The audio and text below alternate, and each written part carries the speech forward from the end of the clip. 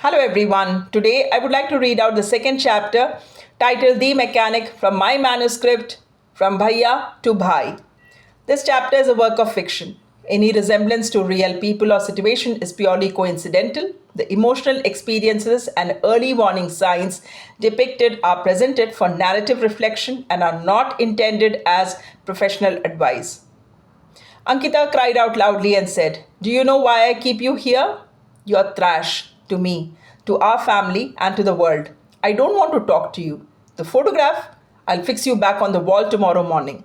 She ran towards the door and slammed it shut in anger.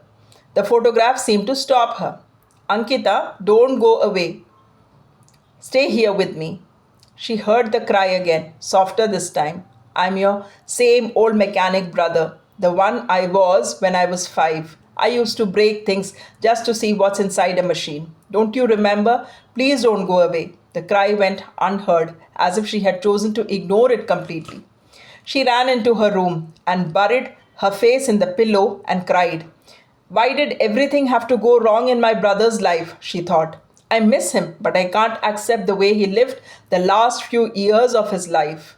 As she cried, a child's voice echoed in her mind, one she had imagined 1,000 times before. She saw Darshan at 5, her brother, the one she loved the most. Time pulled her back into her childhood. It was a warm summer night in Hyderabad. Summers were unbearable indoors, so families often gathered outside in the evening to enjoy the breeze. That night, there was a power cut at Ankita's house. Her parents, Darshan and Ankita, were sitting on the terrace. Darshan was restless. "Papa, I want to go back to my room," he said. "It's dark here. Stay here. It's nice outside," his father insisted. After some time, Darshan grew restless again. "I'm thirsty. I want to drink water." Ankita sensed mischief. She knew her brother too well. "Papa, I'm thirsty too," she said quickly. "Darshan Bhaiya and I will drink water and come back." Darshan frowned. "Hey, you lizard, stay here. Why do you follow me everywhere?" "I'm not a lizard," Ankita snapped. "I'm your sweet sister."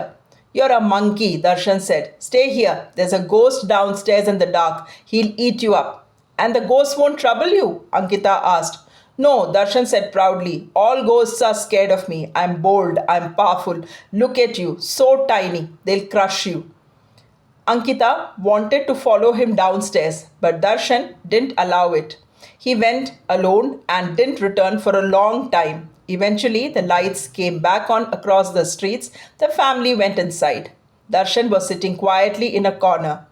"Why didn't you come back after drinking water?" his father asked. "Just like that," Darshan replied. "I wanted to sit here for some time." That night, the family ate dinner and slept peacefully. The next morning, Ankita's father picked up his favorite watch and froze. It lay broken into pieces, each part neatly placed inside its box. The little mechanic had practiced in the darkness of the previous night. Darshan was getting ready for school. "Did you do this?" his father asked sharply. Darshan stood silent. "Papa, it's me," Ankita said quickly. "Not him." "No, Papa," Darshan said. "She's lying. I did it." The argument continued until their father, frustrated and late, left for work. Darshan left for school soon after. Ankita waited anxiously for her brother to return. Finally, around 4 in the evening, Darshan came home. She whispered, "Darshan Bhaiya, when did you do this?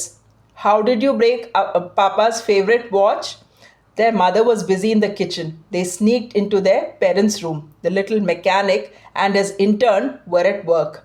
Darshan pulled out a kit, neatly placed in their father's workstation. "I use this to open the watch." "But how will you fix it?" Ankita asked. "It's Papa's favorite." Darshan shook his head. "I don't know. I only know how to break things." "You shouldn't have broken it if you didn't know how to fix it," she said softly. "When I grow up, I'll become an engineer," Darshan said confidently. "Then I'll fix everything I have broken." She smiled.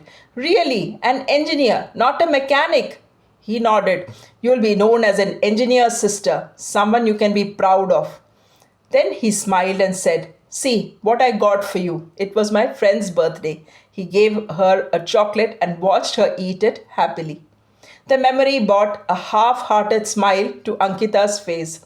How many roles did he play while we were growing up? She wondered. He wasn't just my brother, he was my best friend.